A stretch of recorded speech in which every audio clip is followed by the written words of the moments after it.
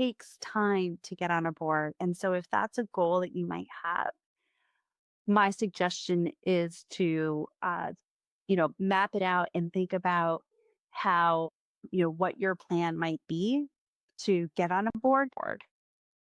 That's a really good point. The having a plan and approach to getting on a board so that you can, ultimately accomplish that goal. How did you go about finding common impact and landing on that? Yeah. Even if you want to use a different one, some other experience, I'm just curious how that happened for you, or if you haven't, if you're, I'm thinking, here's what I'm thinking. If I'm sitting here listening to this Yeah. podcast and someone thinks, gosh, I want to serve on a board, but I don't really know where to start. Sure. You start with your network or anyway. Yeah.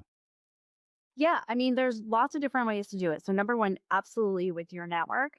And I think it's important to have exploratory conversations.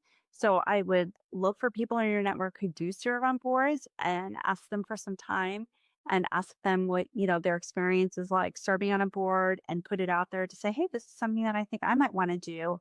Would you keep me in mind? And so, having those kind of conversations, I think, is important. If you work for a company, there are, when I was at IBM, I was also responsible for another initiative, which was all around board service. So we were taking leaders and matching them to different board service opportunities. And if your company has that type of option for you, then that's great. Then you want to raise your hand and say, okay, I'd love to be considered for something like this. And then there are, very specific nonprofit services that will work with companies to help place people on boards and also prepare them. And, I would be remiss if I didn't note that serving on a board, I mean, you do have certain legal obligations and responsibilities for that organization. So it's not something to take, really lightly. It is something where you want to make sure that you're doing it at a time where, you can make that type of commitment. But I don't want to scare people away because um, I think it's been, just a tremendous opportunity. That's a very practical approach. That makes perfect sense. I like that.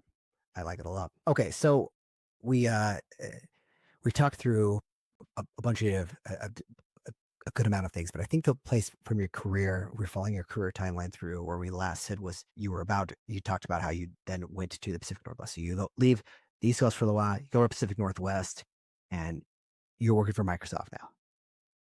Is that Yeah. right? Okay. So tell me, talk us through from Microsoft and then to your, wherever you want to take it from, because this is obviously the most important chapter because this is where we met. And so from your time at Microsoft, then to your time back into corporate social responsibility.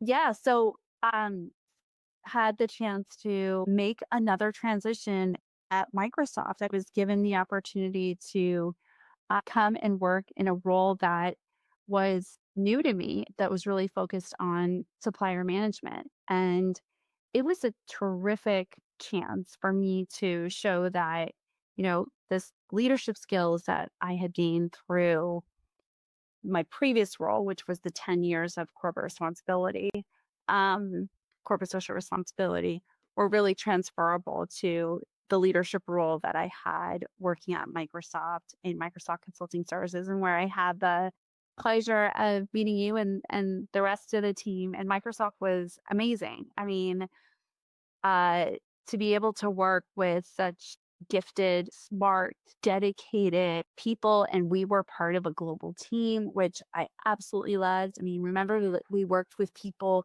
who had been at Microsoft for, 2 years to 35 years, who had worked in many different capacities at Microsoft. And Microsoft was a place where, you and I really together had the opportunity to um, innovate. You were really the one who was providing all of the ideas and making it all happen. I just had the pleasure of supporting that in one way. But Microsoft's a fantastic company because if you have a good idea or you see an opportunity, then if you make a good business case, you can try it out. And so I had the opportunity to work with a different set of people at Microsoft, building out a Microsoft sustainability business offering, if you will, for Microsoft Consulting Services. And so it was an opportunity to transfer my skills to a different role, but to also begin to build another business opportunity for Microsoft. And then how can we talk about this? And we can't leave out the fact that we went through the pandemic. Yeah. And that was, my gosh, I mean, I started off working for Microsoft, driving to an office. And very short, I started in November of 2021, and by March, I mean, we were all home. Yeah.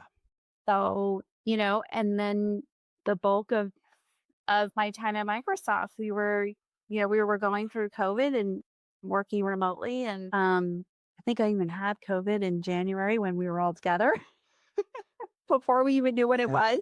Yeah. I remember that. Yeah. Yeah. So What a it was a time. whirlwind. It was a whirlwind for sure. Yeah. So you take a break from corporate responsibility and then, Yeah. it feels like it's like this magnet, it's just pulling you back. Like Yeah. you clearly were involved. Like it's like, yeah, it's like this, it feels like it's just magnets. It's always tugging at you because even when you're at Microsoft, you're like, we have to do this. And then you get back into it full time. And if you can tell us about your time, this was the move to Coupa. Yes. That's right. Yes.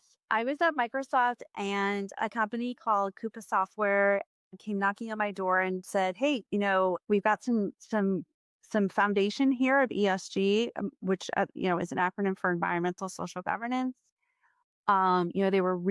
They saw that there was a big uptick from the investors. They were a public company at the time, and that investors were really um, uh, keen to understand what their practices were to support, environmental, social, and governance initiatives. And the leadership wanted to advance it. They had someone who was doing a terrific job, who had really started with the some of the foundational building blocks, and they wanted to grow the team. I had that opportunity. I had the opportunity to build a team, and few months in, they asked me to also start their initiatives around diversity and inclusion. So I did that as well, and had an absolutely amazing time. I had really, really strong support from, my supporting manager, who was a general counsel, chief legal officer, had tremendous amount of support from him, the CEO, the leadership team.